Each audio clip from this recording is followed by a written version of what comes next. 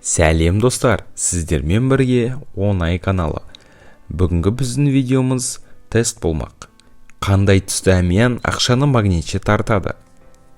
Суреттен бір әмиянды таңдаңыз да қаржылық мәселелердің неліктен туындап жүргенін біліп алыңыз.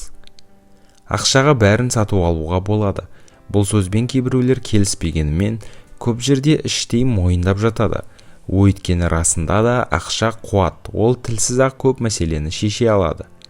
Сіз күшіңіз бен уақытыңызды ақшаға алмастырасыз, ал сол күні бойы, бір ай бойы қуатыңызды, сағаттарыңызды жұмсап таққан жалақыңызды қандай әмиянға салып жүрсіз?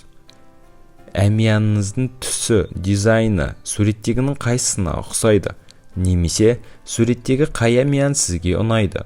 Қаржылық қуатыңызды, ақшаны тарту күшін болжау үшін біреуін таңдаңыз. Бірінші әмиян.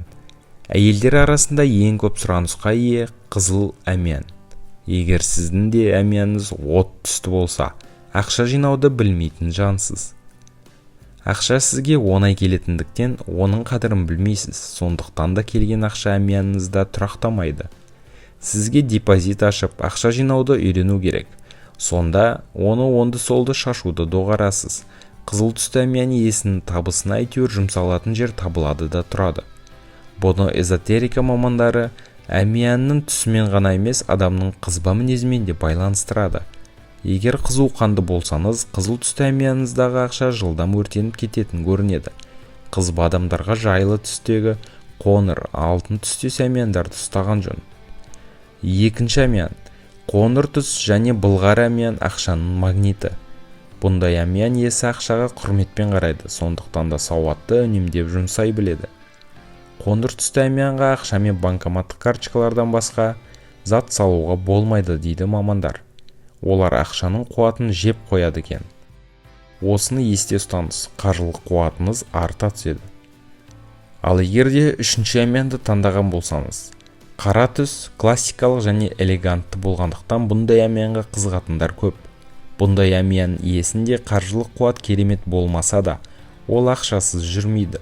Мамандар қара түсті әмиянды ешқашан бос қалдыруға болмайтынын айтады.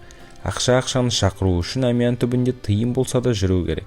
Сондай-ақ қара түсті әмиянның ішіндегі купюра міндетті түрде иесіне оң қарап тұрған жағы жөн.